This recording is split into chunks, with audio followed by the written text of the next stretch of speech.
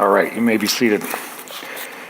Trev and Amy are certainly part of the vision for this church going forward. And so this weekend, what we want to do is think again about what the vision, Jesus' vision for this church is. And if it all sounds familiar, it is.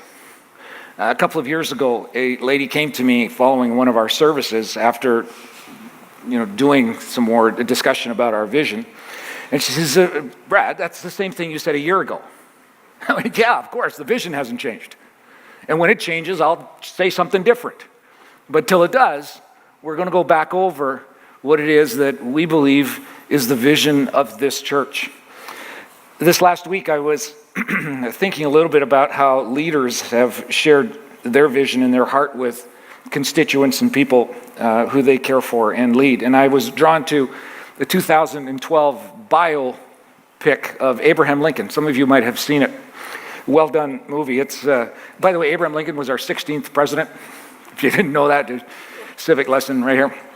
Now the movie isn't about his whole life. It's about a portion of his life, really a short segment of his life during the Civil War, how he tries to lead the country, and particularly the Senate, to approve the 13th Amendment to our Constitution, abolishing slavery in our land. The House had already approved it, but the Senate was not convinced that this is what should be done. And so it's a bit of a story of how he navigates that and the vision that he presents. Of course, as will happen from time to time, when a vision is presented, there's some opposition to it. And for Abraham Lincoln, that certainly was the case. He was fiercely opposed.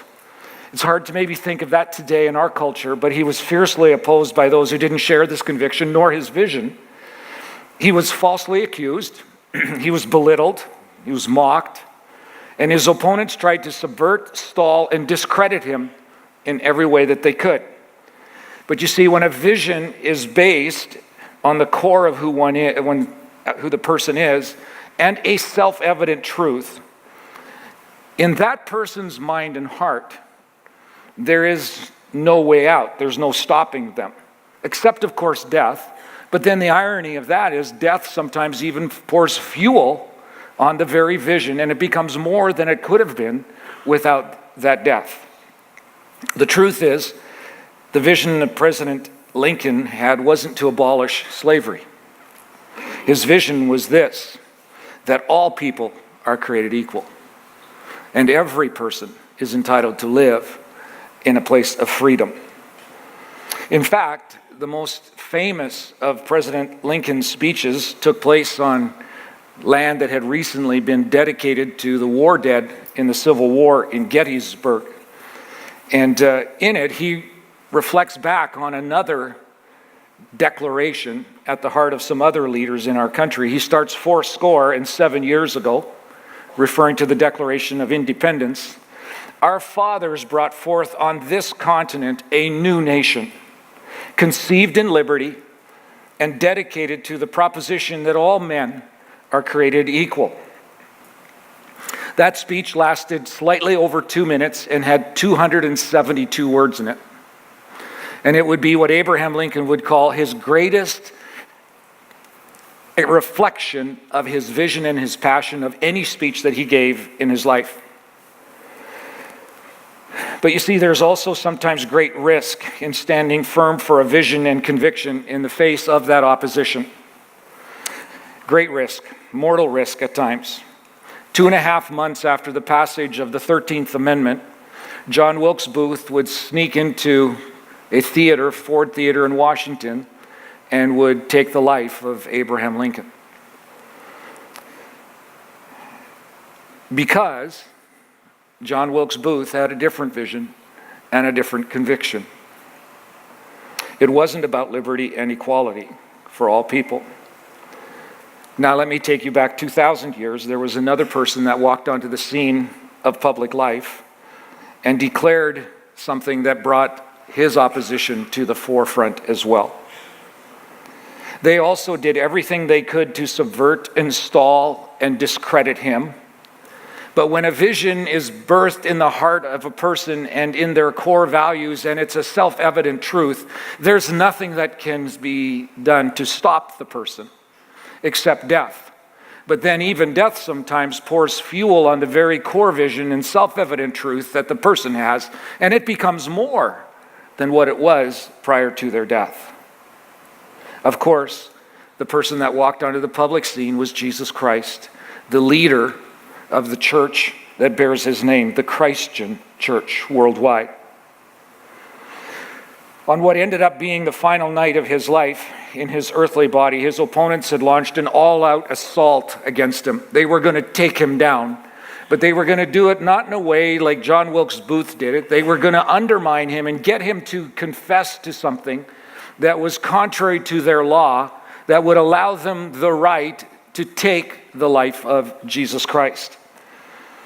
What was so threatening to his adversaries was his insistence that he was the incarnate God, that he was God on earth, God in a body, God in human flesh. He was the Messiah. Well, that was a direct assault on the power of Caesar and the Jewish religious elite of his day. That meant that if he was God, that would result that Caesar, in fact, wasn't God. And the well-crafted, well-meaning law that had gotten into the hands of people who leveraged it and used it to control other people would be drained of its power, and so would their power be drained. They were extremely threatened. So you see, Jesus' vision was that all people everywhere would humble themselves, return to a simple, contrite, humble faith in God, and then live restored and redeemed lives deep in the vast richnesses of his kingdom. And that was his vision. So on the night of Jesus' arrest, he is brought to account for this vision by his adversaries. For those that don't like his idea of life in his kingdom, false witnesses are arranged to lie. Jesus is badgered and cajoled and put in a spot where he either must clearly confess that he is the Son of God or deny himself. You see, the matter needed to be settled, and his adversaries were going to settle it. So how does Jesus respond to this? We read about it in Matthew 26:63. It says, "But Jesus remained silent." Sometimes when you're right, you don't have to tell anybody you're right. Well, the high priest turns to him and says, "I charge you," like I have authority, "charge you under oath by the living God," which God was standing in front of him. "Tell us if you are the Christ, the Son of God." I wonder if there was a bit of a pause here, and Jesus simply said, "Yes, it is as you say," knowing full well what he was doing. "But I say to all of you, in the future you will see the Son of Man." That was Jesus' humble term for himself, the most modest term that he could give. "You will see the Son of Man sitting at the right hand of the Mighty One. You will see who I am, who I really am, and I will be coming on the clouds of heaven." Then the high priest tore his clothes and he said, "He has spoken blasphemy. Why do we need any more witnesses? Look, now you have heard the blasphemy. What do you think?" And the crowd responds, "Well, he's worthy of death." Then they spit in his face. They struck him with their fists, and others slapped him. And in their broken view of this man who stood in front of them, he indeed was worthy of death. So that's what they did. They killed him. Their hope was that through his death, they would be putting an end to the idea that Jesus was God. That not only that, but the way forward for humans was not really to humbly and revere and worship him as God and to give their lives to him and live in his kingdom, but to live in a kingdom without God, to live in their own kingdom. But here's the thing, you can't kill truth, and you can't kill God. And so then when Jesus, after he is dead and in the grave, on that next Sunday morning bursts out of the tomb, the vision of redemption of the human race could not be put back into a bottle. It was out in the open, and it would absolutely consume the world. And it has done so. In the next few days and weeks following that, actually ever since that day to be truthful. Those who encountered the alive Jesus would step forward with boldness and with a commitment to his vision and truth that they seen in Jesus, and they would reshape the world around them, literally reshape the world around them. It's amazing. Within 300 years of that weekend where Jesus died and came back to life again, the cross that he died on, which was a symbol of derision, disgust, and a device of death, would adorn virtually every building throughout the Roman Empire as a defiant symbol of hope, forgiveness, grace, and the kingdom of Jesus. A remarkable turnaround. Really, it's a remarkable turnaround in human history. Those early followers reshaped their communities for good and for God. They gave up their food to feed those who were starving because they mattered more than their own, taking care of their own needs. They shared whatever they had with whoever had little. Those who had much shared with those who had little, and those who had little served with joy those who had much. They stayed in cities that were infested and ravaged by plague to care for those who were dying, and many died caring for the dying, while others fled for their own safety. They stood in the infields of packed arenas, objects of Rome's death sport, simply because they dared to declare that Jesus was God, Savior, and Redeemer, and identify as his followers. They would rather give up their jobs and income, investment, homes, and other things rather than not be identified as followers of Jesus. Remarkable, isn't it? And here we are, products of that history, benefactors of their love and commitment to Jesus and his kingdom coming to earth. That's our history. Those are our parents. And that remains the vision of this church. That's why it doesn't change from year to year. One of the people who owned and lived this vision in the early church is a guy that was maybe least expected possibly to do that. His name is Peter. He had failed Jesus so badly at that last night of Jesus' life.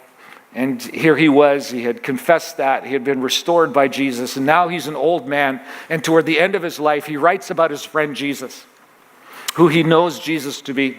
The one who he didn't have the courage to step up and be bold for in front of a middle school little girl who questioned whether he knew Jesus or not. At the end of his life, he says, "This is what I know about Jesus." He writes to his friends in Colossae, he says, "Jesus, he is before all things, and in him all things hold together." Jesus has always been.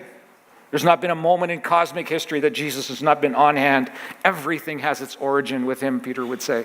And then here's the deal.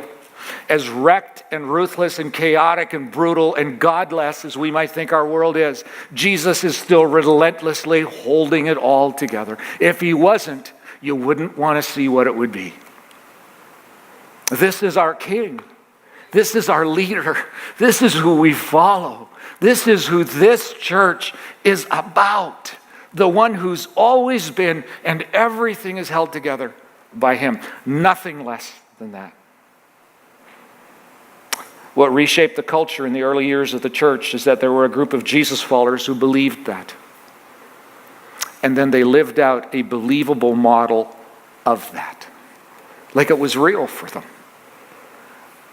At great cost to themselves. They believed and were a believable model of Jesus, that he alone was the hope for their community, for their families, for their places of work, for their schools, for their teams. Our country, our city, our community desperately, desperately needs a believable model of the real Jesus. Way too many Christian leaders have failed. Too many churches and pastors teach a feel-good religiosity or a fundamentalism that repels reasonable people. And what has happened in these last years and decades is the church has moved to the margins, but it's the great opportunity of Jesus to move to the center. And that's who we live for. It is not about this church. It's about the leader of the church. His name is Jesus the Christ. He'll never give up that throne.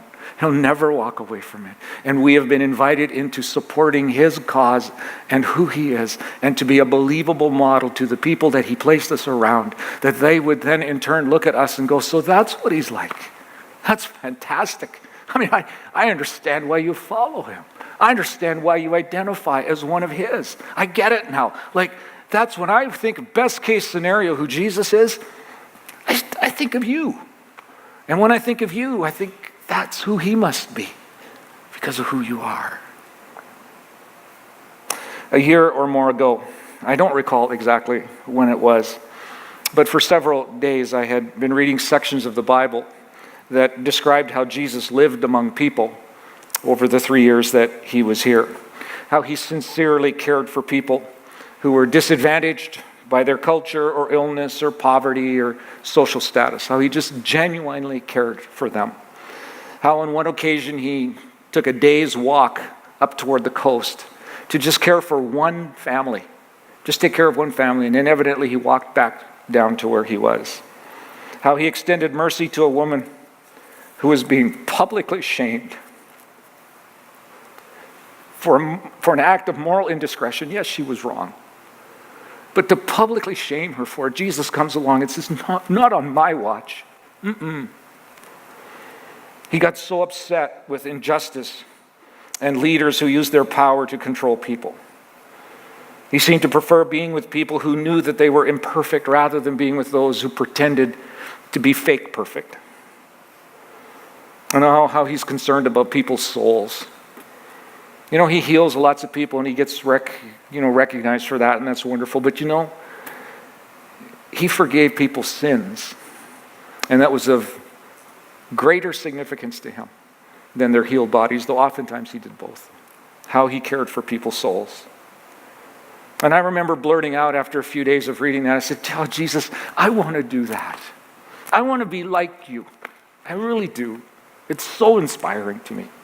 So I reached for my journal. I was going to write down my thoughts. What I was going to write was, I want to increasingly do what you did, Jesus, so that I can become more like you and make you believable to a skeptical world. But as I began to write that I wanted to increasingly do what he did, I was stopped with this clear thought, no, I don't. I don't want to do what he did. I want to think like he thought, because my actions come out of how I think. And I want to think like him. I really do. I want to increasingly think like you, Jesus, so that I'm increasingly mistaken for you. I mentioned that over the next weeks, or even maybe a month or more, too, in different conversations with our staff. I think I might have mentioned it on Sunday morning or so. And strangely, I started to hear people recite that back to me. I want to think like Jesus, so I'm increasingly mistaken for him. And so it's kind of been penned in this way that it's kind of a summary of a vision, I guess. We want to help people increasingly think like Jesus so that we are increasingly mistaken for him. And you know, some of the interesting thing of that isn't just for people who already think about Jesus. It's for people who don't think about him or don't think well of him. The people we work with, the people that we live beside, the people we go to school with, their thoughts aren't about Jesus. And when they are, they may not be good thoughts. But you know what we want to do? We want to be the kinds of people that helps them shift that thinking a little bit to increasingly think like Jesus so that they would be mistaken for him. It's for people who have walked with Jesus a long time. You know, Jesus says at one point, like, one day you're going to see me for who I really am. That's not here on earth because that's like there. But we can increasingly grow in our thinking like him. And then one day we will. So regardless of how long you've walked with Jesus, how well you know him, you don't know him completely. And so this spans the whole spectrum of who we are. Nobody's left out on this. People who don't know and think about Jesus and people who think well and highly of him. All of us to increasingly think like him. The idea is this, that there would be a group of people who intentionally walk more deeply into a life with Jesus where his marvelous intellect, his brilliant humility, and his compassion and his holiness and his truth-telling and his glorious nature just increasingly become our nature. And then he looks so good when we do that. It becomes our operating system with our neighbors, places we work, in our schools, and so on. So, the means of seeing this vision permeate our church culture and community is simply by creating environments that become Jesus-thinking incubators. places where we can increasingly think like him. You know that one of the most potent places that can happen doesn't happen here on campus. You know where it happens? Where you work, right on the street where you live, the school that you go to. It's a place where you can actually shape the culture for good and for God. It isn't always with words. In fact, sometimes refrain from words, please. Our words are abrasive sometimes. They poke people in the eyes. But what does speak is a consistent, attractive, beautiful, increasingly civil model of Jesus Christ with his compassion, with his generosity, with his forgiveness, with his non-judgmentalism, with his ability to just embrace the least. It's so interesting how the people who were least like Jesus really liked Jesus. You know, I hope our Sunday gatherings are seen as a place where it's a Jesus-thinking environment. But I'll be really frank with you. If this is the only place that's an incubator for that for you, it's not enough to incubate. It's not. There's other environments that are available or we need to create ourselves. I think of our life groups. We have fantastic leadership in place, and Trev's going to give some additional leadership in place, but that's a place where formation can happen. You know what the dream would be is that every single one of us would be in a life group. Every one of us. Now, we need more leaders to make that happen. We need more trained leaders. We need hosts. We need people who are willing to step out and risk to be used by Jesus to lead or teach in that kind of an environment. We really do. But that's a increasingly think like Jesus incubation place. There's other places. Our children right now in our Jesus thinking incubator right over there. We staff around this stuff. Our students tonight will, under Austin and Caden's leadership, will gather for a Jesus thinking environment. Men's group and women's Bible studies. You know, in November, we're going to take a group of people down to Rocky Point to build a house for a family. They don't even know they're getting a house yet. And we're going to do that because it's the kind of thing Jesus would do. And hopefully we would be mistaken for him and they would develop an interest in him if they don't already. But if they do, that they would marvel at who he is. Not marvel at some Americans coming down to do something for them, but marvel at who Jesus is.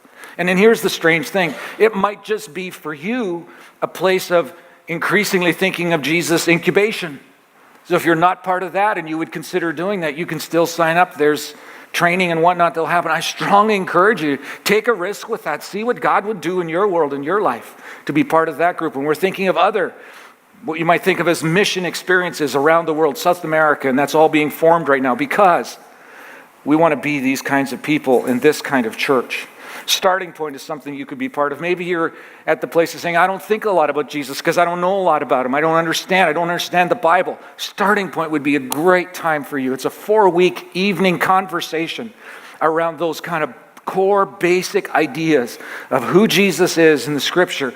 A great starting point. That's why we call it Starting Point. We are so smart around here. We really are. And there are so many others. 4-Peak Challenge and other things that we're doing with our community and our homeowners association here. It's all about intentionally creating environments where we can grow and be formed into people who think more like Jesus. But they're not all like that. You know, sometimes they're incidental experiences. Jameson, right over here. I'm going to call you up, buddy. Sorry.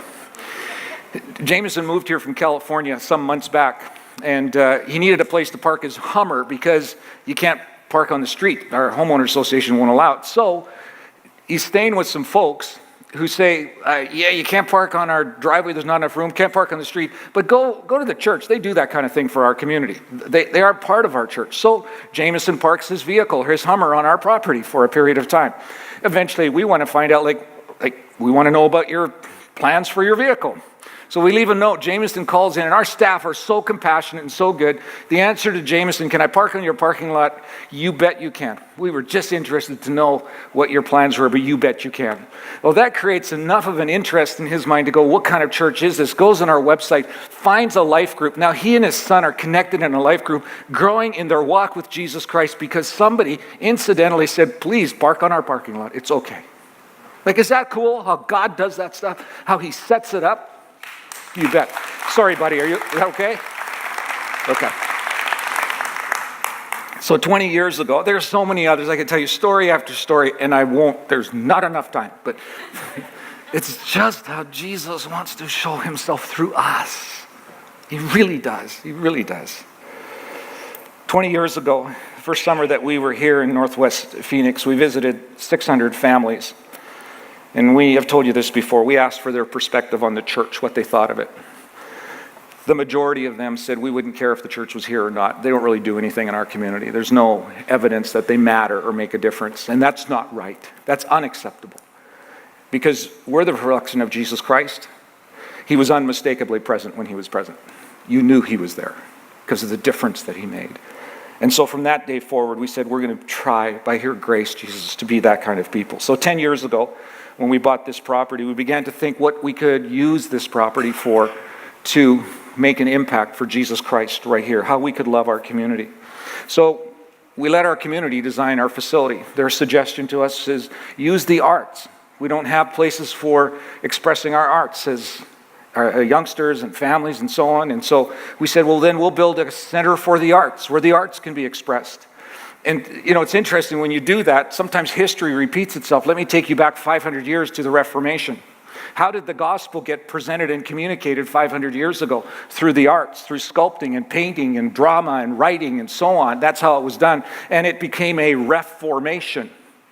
Well, what if we looked at the arts in a new way here and said, let's repeat what happened 500 years ago in a modern context? How could we use the arts to create a reformation for Jesus Christ?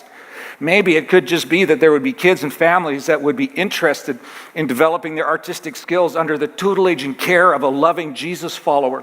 And they would see the love of Christ in that person, and maybe through the art that they paint or they sculpt, and then through that they would fall in love with the King who is the greatest artist, the creator of all things. What if that could happen? What if? And that's what we've been working at. That's part of what we're all about. So I want to show you this video to give you a bit of an idea of maybe a story of what could happen through the Center of the Arts. An invitation to create, to dream, to learn something new.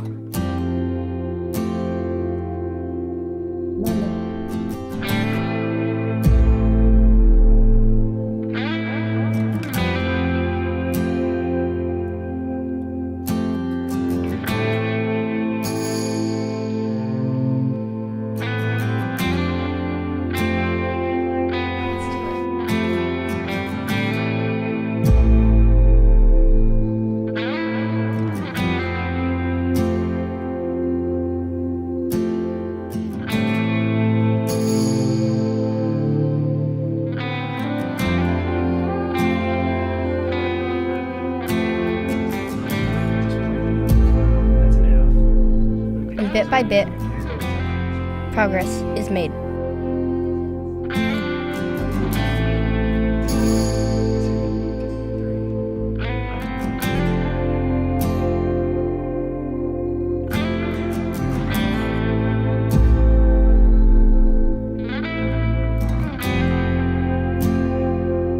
But those closest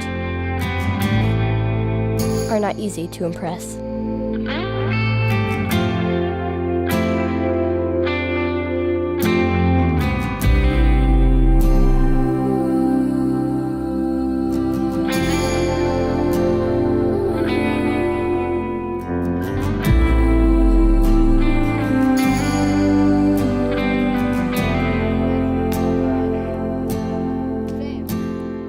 Lost in your glory, covered in grace, humbled by all that you are. Oh, I will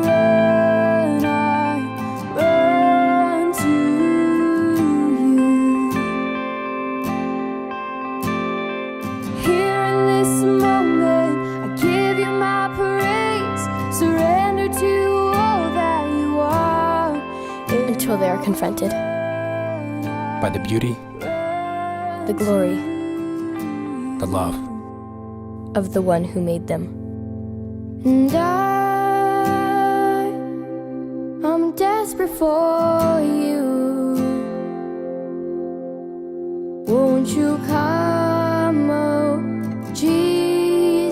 create. To dream.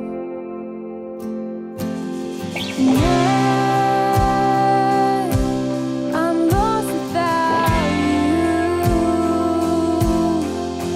Won't you come, Lord Jesus, come.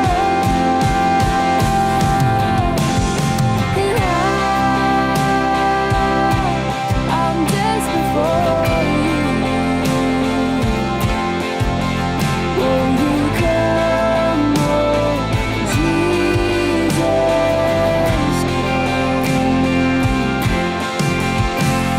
And I'm lost without you.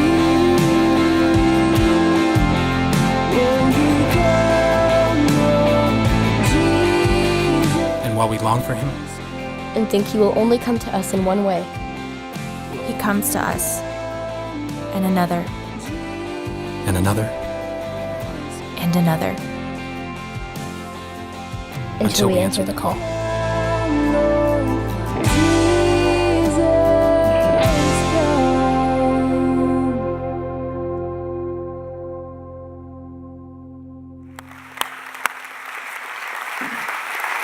Makes you want to cheer with what could be, right? Doesn't it? Yeah. So last fall, as we were outgrowing some space in our facility here, though we'd only been on the space for like a year and a half or so, our elders began to think through, well, what do we do for the future? Like, how do we facilitate the vision and the growth that is happening here? And so we decided to go to our church family because these kinds of decisions involve all of us. And we said, here's the option. We could build the whole facility out at this point. It'd be about a $6.5 million build, and we would need to raise $1.5 million in the next 11 months or so. What do you think? And we got everybody's opinion and the view in terms of what they could contribute, what they felt God was asking them to do. And we said, we're going to build to whatever you want to contribute toward. And so in February of this year, we counted up what people had committed, and it was $760 or so thousand, something like that. Huge. So grateful for that. And we said, fantastic. So we won't build everything out at this time. We will at a future time, and this will become a fully functioning center for the arts, is what it'll be, live theater and the whole thing. But for now, what we're going to build is 2 buildings, finish our parking lot, because that's manageable for us, faithful, and trusting that we'll be able to manage it, but we want to move in this direction. So this is what we decided we would do. We're going to finish out the parking lot, which needs to be done for us. We want to make some more space for our kids area as well. That's the second floor, and here's the first floor of the area that we're going to add. It's primarily the building right over here. We said we also need some office space. Right now, one of our pastors is in a closet, not because he did anything wrong. It's just that's the space available to him. It's Kevin, and we put him in the hole. We call it the hole, right? So we need a little bit of space there. And then we also, in the area of, the arts, we think coffee making can be an art form. And so we want to make a craft coffee shop that becomes a social hub for us as well, particularly as people bring their kids for some of the arts programs, that they can gather there and wait for their kids while they're taking lessons. And then the center of the arts itself. This is a building directly here to the east. That's the first floor with 150-seat concert hall, and then classrooms, studios, lesson rooms on the second floor. Okay, so all that is what we see happening, and we want to build out in the months ahead. I want to give you a bit of an update as to where we're at in our progress. So the building itself, 5 or 6 weeks ago, we submitted our construction drawings, blueprints, if you will, to the city for them to approve and to work at. They have just in the last week sent back their revisions, things they would like us to change, update, modify a little bit. We'll get that done. And that's kind of the last phase before we actually get permits to get going. Okay, now, when would we start? I always get in trouble when I do this because I give some date and I say best case scenario, hopefully we can do that, and then we don't hit that date because stuff happens, right? And then I'm a loser. Okay, so I'm not a loser, okay? But I'm going to tell you, hopefully, by mid-October, so we could actually see some action happening on our property. So this morning, John Kennedy, John, would you stand? John's our project manager. Thank you so much, John, for doing that. He's going to be out in the lobby, and there's the well wall along the back wall. Go ask him questions. Take a look at the blueprints, the drawings. He can explain where your kids are going to be cared for and what's going to happen in the various space. And so, John, thank you for doing that. Now, on the finances, where are we at with that? So, in February, we said we were going to give over and above what we regularly give to the general operations of our church. We would give an additional $760,000. That's an amazing thing for a church our size over such a short period of time. We expected some outside giving, people who aren't part of our church but love us and believe in us, about $20,000. So that was a total of $780,000 we believe that we would raise.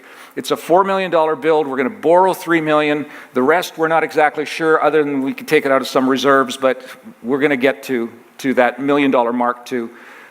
So it's only a $3 million loan. So where are we at now? As of last Sunday, we have brought in 538 of the 760,000. That's 71%. Yay! That's great. So that's 71% of our goal, and we're just over 60% of the year through the year. So we're on target. We really believe we're going to get there. Here's another cool thing. Of the 20,000 from outside giving, we've gotten 120,000. Okay? So I think I said last week while I was on vacation, a guy gave me a call, and when I see his name come through, he's a friend of mine, I say hello. And he said, hey, Brad, I really love what's happening at Copper Hills. I really believe in it. I'm for you. You've never really asked me for anything, but would you be okay if I sent you $100,000 toward what you're doing? I believe in what you're doing. Isn't that awesome? Really cool. So that would mean if we take the 760 and the 120, that we would actually have 880,000 to what we originally thought would be like 780, 100,000 more than what we get, but there may be more coming in. And so here's what I want to do this morning. Some of you have become part of Copper Hills since you heard this information back in February. I want to give you the opportunity, what we gave our whole church family, and that is, if you want to consider being part of it financially, either by pledge or a gift before the end of the year, start here. Don't look at your bank account. Go talk to Jesus about it. It's his stuff. He gives great direction on his stuff. So no guilt, no pressure, none of that stuff. We don't operate like that around here. It's simply take it to Jesus and ask him, do you think I should participate? Do you think we as a family should pray? And if you get some sense that you should, dive in with whatever you think that would be. You can go to our website and you can make a donation right there, or you can make a pledge. We'll combine all of this, and I think it's October 7th. We'll let you know what the new number is. I would also say that there are some of us at Copper Hills who back in January and February when we first heard about this, we were uncertain how the year would unfold financially for our family. And it could be that it's been a rougher year than what you thought. Made a commitment, and you may still want to faithfully follow through on that, but if something's changed on that, no guilt, okay? Would you let us know so we can know what to kind of predict on that? But it could also be that it's been a banner year. And you would go, you know something? We're a little conservative in what we thought. God's blessed us in rich ways. We're going to ask him what he wants. We might be in for something different than what we initially said. So you do as you wish with that, but start with Jesus, please. Don't just do something on a whim. Talk with him. He gives great guidance to all of us. So I want to finish with this morning. I've told this to you before, but it's something that beats in my heart. It's something that happened to me 25 years ago and has really reshaped my world and my life. And I think maybe because I'm the founding pastor here, it shapes a little bit, at least, of who we are as a church. 25 years ago, I had a dream. Not like Martin Luther King, like, I have a dream kind of thing. This was a dream, like at night dream, sleeping dream. And I'll tell you the dream. It's such a simple thing. It's a dream of a dad and his little boy, I guess maybe 6 years old. They've been at Sunday morning. They've been up to the corner store to pick up some milk, some bread, and a newspaper, and they're walking home. And as they're walking home, they walk past this church. And it's a beautiful picture, postcard kind of setting. It's the white church with the white steeple. The grass has been cut. The trees are groomed. The flowers are out. Parking lot is full. Music's coming out of the windows. And it's just like a great church kind of scene. The little boy holding his dad's hand, tugs on his dad's hand and says, Dad, what goes on inside that building? And the dad doesn't pay any attention because it's a silly question, right? Walk on a little bit further, but the little boy is persistent, tugs on his dad's hand again and says, Dad, I really want to know what goes on there. And his dad kind of haphazardly says, well, it's kind of like the club I go to on Thursday. You know, we get together, we sing the national anthem, Pledge of Allegiance. We have a meal together. Some guy talks to us for a little while. We give a benevolent gift to someone. We hang out afterwards. And then in a week or two, we get back together again. It's like a club. And I woke up from my sleep. I looked over at my clock. It's 4:17 in the morning. I'm not up at 4:17 in the morning. I'm not.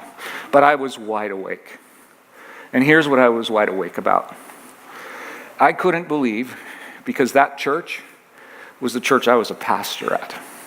I couldn't believe that dad, when his son asked that question, didn't stop, kneel down in front of him, take his shoulders in his hands and go, "Oh, son, oh, let me tell you what goes on here. It is the most important gathering of people in this entire community. There's nothing more important than what goes on here." You see, son, I'll explain it to you this way. That if you're ever in the community on your bike and you fall off your bike and you skin your knee, you don't have to go for help anywhere else. You go right to the church. They'll clean up your scrape, they'll put some ointment on it, put a Band-Aid on it, and they'll send you back to your home safe and sound. But not just when you're a little kid. When you're an adult and your heart's broken and life gets wrecked, you don't have to look anywhere else. You go directly to the church. Because they know about broken hearts. And they'll do everything that they can to fix you up and heal your heart. And they'll send you on your way again. And son, if you're ever out in the community and you realize, "Oh, I forgot my lunch," you don't have to worry about that either. You go right to the church. Because they've got peanut butter and jelly sandwiches. They'll get you what you need. They'll look after you. But not just when you're a little kid. When you're an adult and you've lost your job and you can't pay the rent and you can't find out how to put 2 pennies together to make anything, you go to them. They'll help you. They'll work with you. They'll find a way. They'll make sure that you're okay. That's just what they do. That's the church. That's the church. And son, if you're ever out in the community and you get lost and you can't find your way back home, don't be afraid. You just look for the church and you go directly there. They know every street, every crescent, every avenue. They know every home, every family that lives in this community. They know you. They know where your family lives. And don't worry, son, they'll get you home. They'll safely get you home. But not just when you're a little kid, when you're an adult and you lose your way in life and you don't know up from down, back from front. You don't know your next step forward. You're just lost. You don't go anywhere else other than the church. You go directly there. Because they'll help you find a home. They'll find a place of safety for you. That's what they do. That's all they know to do. And here's the most important thing. They're going to introduce you to the man who taught them how to do all of that. Because every one of them have had skinned knees and broken hearts. They've been lost at one time or another. They have not been able to provide for what they need in the basic sense of their human needs. And they'll introduce you to Jesus Christ because he's the one that did that for them. This is the place, and this is the most important gathering of people in this entire community because that's who they are. For the next 3 hours, I lay in my bed begging God that I could somehow be part of a group of people that would do that would shape their culture by the power of Jesus Christ and his unbelievable beauty and goodness and truth and holiness. And we're becoming that. We are becoming that. We're being formed into people who increasingly think like Jesus, and we're increasingly being mistaken for him. Thank you, Jesus, for doing that. Continue to do that, Christ our King, within us. May we be the people. And may there be many other like us for sure, but as far as it depends on this group, I pray that you would form here a church that you've always dreamed would exist. A church that looks like you. That's generous like you, compassionate, truthful, honest, good, caring, forgiving, and gracious, so that somehow, Jesus, we might be mistaken for you and draw this whole community into the love that you've given us. And all this we ask for your sake and in your power, Jesus. Amen.